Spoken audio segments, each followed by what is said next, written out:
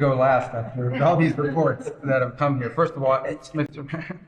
So I better be good, and I'll be short as well. A couple things, Mr. President. I think you deserve a lot of credit for two things. The first is assembling this great team of people. Some of whom I've known for a long time, others who I've gotten to know during this period of time, but putting together a team, not just of talented individuals, but that work well together, is something never going to be reported on in the media or fully seen, but it happens every single day. For the most part, I interact with almost everyone around this table at some level. And because of Secretary Kennedy, I'm afraid to eat anything. So in front of him, and, he said 50-year-olds are okay in moderation. But it's a great team. And here's the second, and I tell this to people all the time. This is incredibly rewarding service, and you hear it in everyone's voices. That traditionally in the past, and it's one of the problems we got in as a country, is presidents would say, okay, let's go do something. And then they would have to do a study, and then a study on the study, and then a long internal deliberative process. And by the time you got to it, it was too late, or somebody had forgotten it. In this administration, it's moving. You know the direction because you know why you were elected. The American people elected you very clearly. And basically, it's measured, I used to say by days and weeks. Now it's measured by hours and minutes. But action is happening. And that's what people want to see. And let me talk about foreign policy in particular, because I'm not sure this is fully appreciated.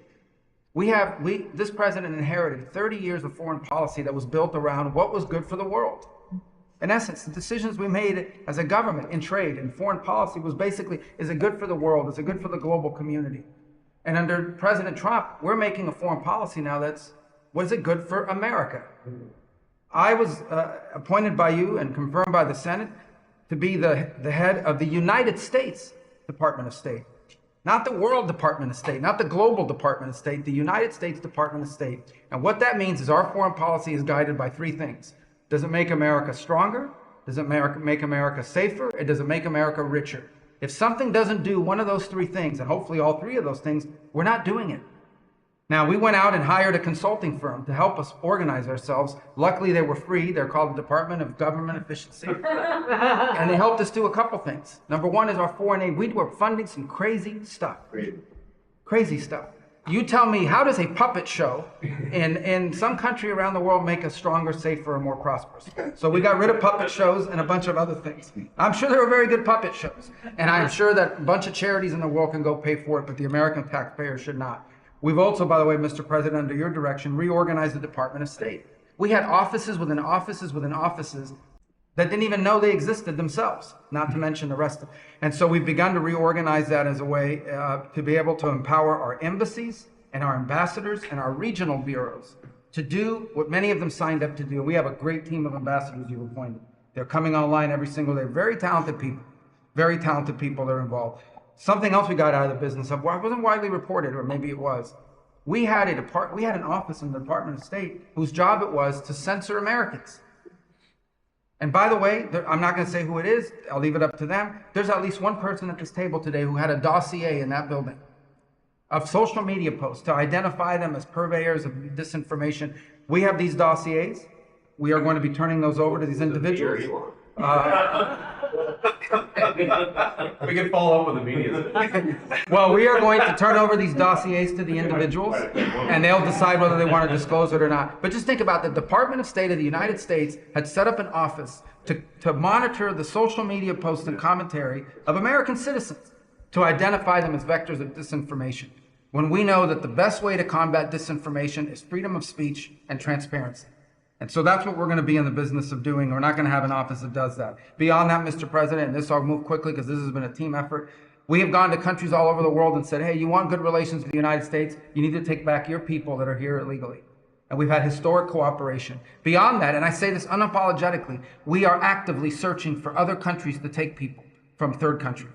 So we are active, not just El Salvador, we are working with other countries to say, we want to send you some of the most despicable human beings to your countries. Will you do that as a favor to us? And the further away from America, the better, so they can't come back across the border. I'm not apologetic about it. We are doing that. The president was elected to keep America safe and to get rid of a bunch of perverts and pedophiles and child rapists out of our country.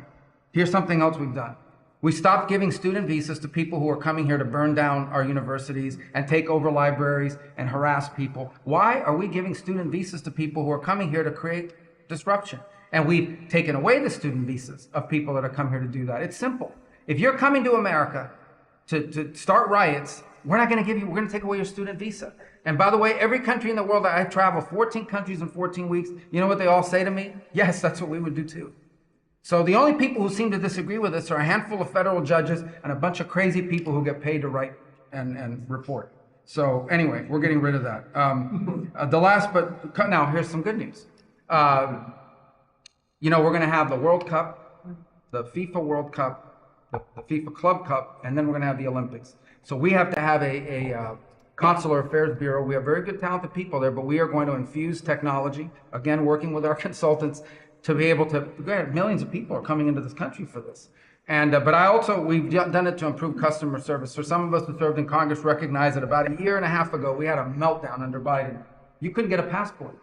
You have people calling, I have a cruise on Friday, my passport expired. In the month of March, we processed 2.78 million Americans, their passports. That is the historic, it's the largest single month processing of passports ever. And we think it's a good way to build the momentum to be able to do the visas. Two last points I want to make. We have a great team that you've built. I want to especially acknowledge Steve Woodcock. This is a person that doesn't have to be doing what he's doing. He has a very good life in Miami, my hometown as well. He has worked incredibly hard, has done it without any agenda, and we need to acknowledge him. I want to acknowledge Mr. Boulos as well, who did something really great last week. They told us this war between the Democratic Republic of Congo and Rwanda is intractable. It can never happen. It will never happen. I sent Mr. Boulos, your envoy. A week later, I look on my schedule, the signing of a declaration of peace between the Democratic Republic of Congo and Rwanda. We signed it at the State Department last week. We hope it will lead now to a lasting, permanent peace that we hope to invite them back to Washington to sign. So two great, and we have a lot of good people working on our teams as well, but these are two great people. Mike Waltz alluded to this earlier, and this is the last point. In the first 100 days of the 47th presidency, 47 wrongfully detained Americans have been returned to the United States, thanks to your leadership and the diplomacy that was exercised to make that happen. 47 for the 47th president in the first 100 days. And that's all credit to you, Mr. President. Thank you for the honor to be able to serve alongside you, for you, and alongside all these excellent people.